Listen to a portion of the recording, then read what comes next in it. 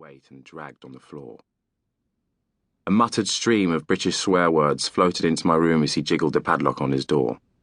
Then there was a loud sigh, the lock opened with a click and his light came on. The mosquito netting cast a patterned shadow on my ceiling. Frowning, I looked at my watch. It was 2 a.m, early evening UK time. I wondered if I might get back to sleep. The man slumped onto his bed, making the wall between us shake alarmingly.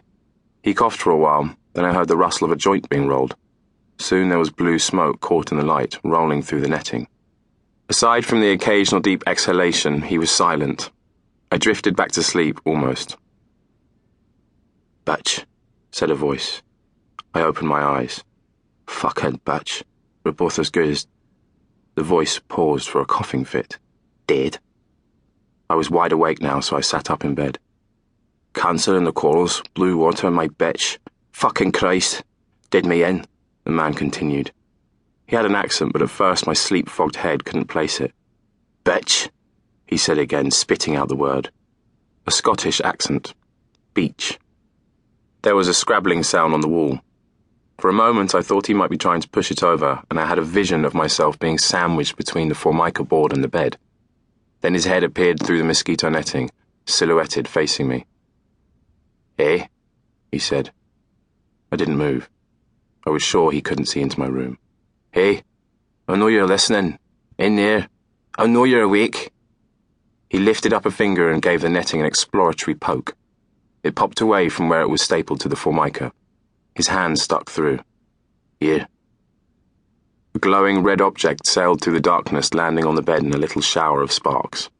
The joint he'd been smoking. I grabbed it to stop it burning the sheets. "Yeah," said the man, and laughed quietly. "Got you now. I saw you take the butt." For a few seconds, I couldn't get a handle on the situation. I kept thinking, what if I actually had been asleep? The sheets might have caught fire. I might have burned to death. The panic flipped into anger, but I suppressed it. The man was way too much of a random element for me to lose my temper. I could still only see his head, and that was backlit in shadow. Holding up the joint, I asked, "Do you want this back?" "You were listening," he replied, ignoring me. "Heard me talking about the beach." "You've got a loud voice." "Tell me what you heard." "I didn't hear anything." "Heard nothing." He paused for a moment, then pressed his face into the netting. "You're lying." "No, I was asleep. You just woke me up when you threw this joint at me." "You were listening," he hissed. "I don't care if you don't believe me." "I don't believe you." "Well, I don't care. Look." I stood on the bed so our heads were at the same level and held up the joint to the hole he'd made. "If you want this, take it. All I want is to go to sleep." As I lifted my hand, he pulled back, moving out of the shadow. His face was flat like a boxer's, the nose busted too many times to have any form, and his lower jaw was too large for the top half of his skull. It would have been threatening if not for the body it was attached to. The jaw tapered into a neck so thin it seemed incredible that it supported his head, and his t-shirt hung slackly on coat-hanger shoulders. Past him I saw into his room. There was a window, as I'd assumed, but he'd taped it up with pages from a newspaper. Apart from that, it was bare. His hand reached through the gap and plucked the butt from my fingers. "Okay," I said, thinking I gained some kind of control. "Now leave me alone." "No," he replied flatly. "No? No? Why not? What do you want something?" "Yep," he grinned. "And that's why..." Again he pushed his face into the netting. "I won't leave you alone." But as soon as he said it, he seemed to change his mind. He ducked out of sight, obscured by the angle of the wall. I stayed standing for a couple of seconds, confused but wanting to reinforce my authority. Like it wasn't me stepping down, just him.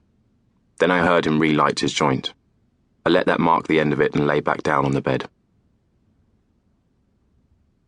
Even after he'd switched his light off 20 or so minutes later, I still couldn't get back to sleep. I was too keyed up, too much stuff was running through my head. Beaches and bitches. I was exhausted, jumpy with adrenaline. Perhaps given an hour of silence I might have relaxed, but soon after the man's light went out, the French couple came back to their room and started having sex. It was impossible, hearing their panting and feeling the vibrations of their shifting bed, not to visualize them. The brief glimpse of the girl's face I'd caught in the corridor was stuck in my head. An exquisite face, dark skin and dark hair, brown eyes.